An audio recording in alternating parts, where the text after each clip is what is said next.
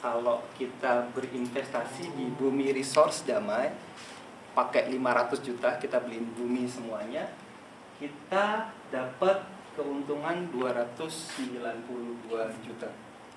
Itu 58%-nya dikalikan 500 juta ya? Iya. Oh. Iya. Lumayan, hampir 300 juta, gede kan? Itulah daya tarik saham. Kalau untung bisa gede, tak kalau rugi juga. Rugi banget gitu. Terus dapat dividen sebesar 8 juta. Artinya ketika kita berinvestasi di bumi dengan dana yang 500 juta, kita dapat keuntungan sebesar 300 juta rupiah. Ya dah. 800 juta. Kalau untung enak ya. Kalau rugi cepat juga. Nah, yang sekarang kita alokasiin dana 250 juta untuk kita beliin Telkom, 250 juta kita beliin Bumi Resource Damai. Capital loss di Telkom itu sebesar 26 juta rupiah. Kemudian capital gain di Bumi itu 146. Kemudian dapat dividen sebesar totalnya 4.800.000. Artinya total return portofolio itu adalah 124 juta. Ada pelajaran penting yang kita bisa lihat di sini. Bandingkan kalau kita beli saham tunggal, satu saham saja, sama kita membentuk portofolio. Apa yang bisa kita kurangi di situ? Resiko. Resikonya. Cakep. Nah, itu dia. Makanya pesannya untuk mengurangi resiko tersebut, kita disarankan untuk membentuk portofolio saham. Resikonya dilihat dari mana? Kalau Kalau kamu beli misalnya ini kan rugi total sih hilang. Tapi kalau kamu beli 50-50, yang satu rugi, yang satu untung kan, jadi resikonya berkurang gitu. Hanya lagi, kok di capital gain-nya dibagi sama nilai akhir ya? Harusnya kan dibagi sama nilai awal. capital gain-nya dibagi sama nilai akhir. Ya itu kan Itu loh, baginya 1.720 itu kan nilai akhir ya? Selisih. Oh, sorry. Aku salah. Karena uang beli dan Aku salah, aku pikir 1.710 di Januari. Oke kan, kawan. Aku juga tadi mikir gitu. Nanya boleh? Kok aku masih bingung ya antara maksudnya return investasi sama dividen. Jadi kalau kita beli saham itu kita dapat dua, Ya, keuntungan di itu sama dividen. Kalau Iya. dividen itu pasti dapat kan. Dividen dapat karena perusahaan yang bayarin gitu. Pan ada nggak Tapi- ini tapi bagi kalau rugi misalkan- ada nggak Pan? Bagi rugi ada nggak? Ini kan bagi untung dividen. Kalau bagi rugi gimana? Nggak ada. Bagi rugi tiap tahun. Rugi aja.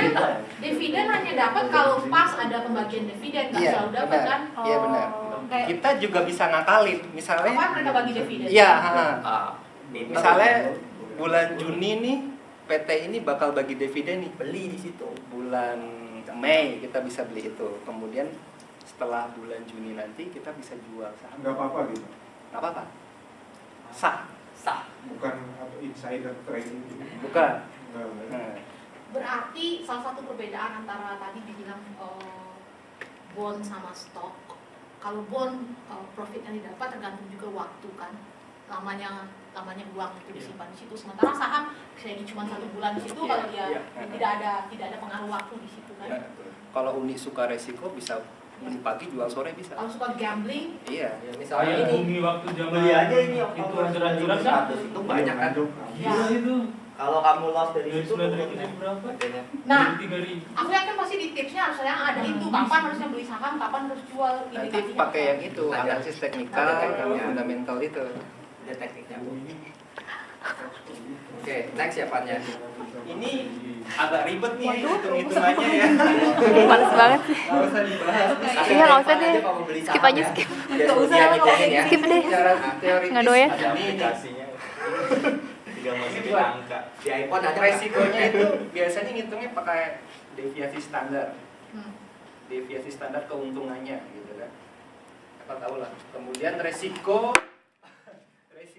portofolio ini sama tergantung dari Ini persamaan matematika. koefisien korelasi antara harga saham satu dengan harga saham yang lain. Artinya kalau kita beli dua saham, tapi kalau saham ini geraknya ke atas, saham satu naik, saham kedua naik dengan arus atau laju yang sama, itu resikonya nggak berkurang. Makanya kita butuh untuk menemukan dua saham yang dimana satu naik, yang satu naiknya nggak terlalu tinggi lah, atau satu naik, satu turun. Gampangannya seperti itu. Kok malah gitu ya? Bukannya lebih baik Itu kan tujuannya buat meminimalkan resiko. Kalau satu naik, kita untungnya untung banyak kan. Iya. Tapi kalau pada saat dia turun dua-duanya, Iya. Oh. Minimal. Fungsi portofolio Oh iya di karena situ. itu iya, hitungan resiko. iya, jebot kita. Nggak dapat untung gitu kan. Next one. Oh iya, ini hitung-hitungan dari tadi. Kalau kita ngitung di Telkom rata-rata returnnya itu minus 2% kalau jangka waktu investasi kita bulan Juli 2010 sampai Januari 2011. Returnnya 2% dengan tingkat resiko 7%.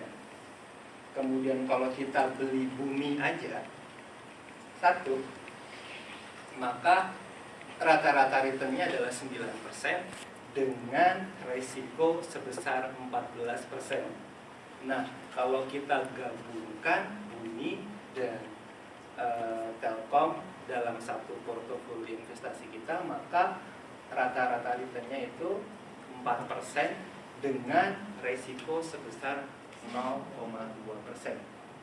Artinya penurunan resikonya menjadi signifikan. Gitu. Bisa dipahami ya? Nah, ini poin pentingnya di sini. Jadi kalau kita berinvestasi di saham, kita membentuk portofolio investasi. Artinya kita belinya 2 saham atau lebih. Itu portofolio investasi fungsinya adalah kayak ini tadi bilang, mendiversifikasikan resiko yang ada dalam investasi kita. Kalau kata orang Jogja bilang nih, Padang lah. Jauh ini banget bahasa Inggrisnya ya. Mau Padang apa? Kalau bahasa Padangnya apa ini? Don't you put your eggs. Iya, lada muda. Bisa sih. Itu jangan taruh telurnya di keranjang yang sama, pecah semuanya dia. Kalau di 2 keranjang kan yang satu pecah, yang satu masih. Gitu. Ya.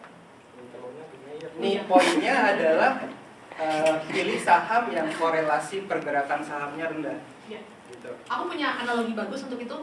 Jadi jangan juga taruh keranjangnya di 2 keranjang atau 3 keranjang berbeda, tapi yang bawah sama-sama Irfan.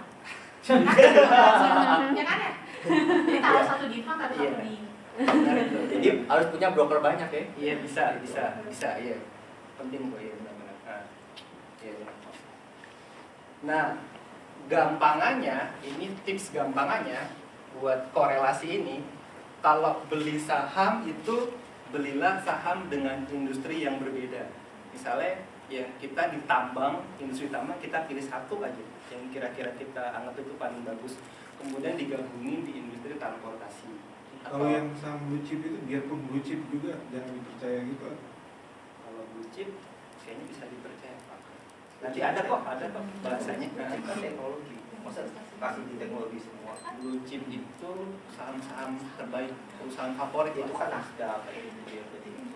untuk indeksnya. Oh indeksnya. Oke, indeks itu. Oke, artinya pilih saham di industri yang berbeda. Kalau saya pernah baca penelitiannya itu, kalau kita bentuk portofolio itu jumlah maksimal saham yang ada di portofolio kita itu banyaknya sekitar 13-14. Artinya kalau di lebih dari 13 atau 14 itu penurunan resikonya terlalu kecil, menjadi nggak signifikan. Misalnya misalnya bentuk 2 saham, kan tadi turun resikonya itu dari 14 ke 0,2.